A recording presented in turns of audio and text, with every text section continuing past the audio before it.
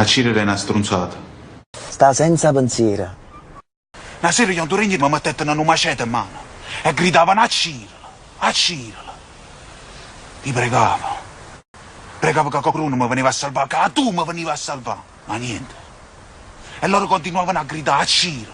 O a Cerimmo noi a te. E allora l'ho fatta.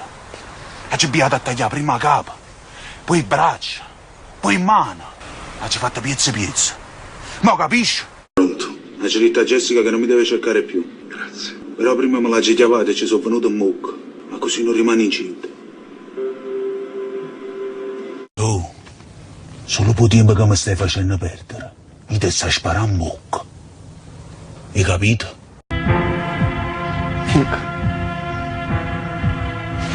Io non capisco.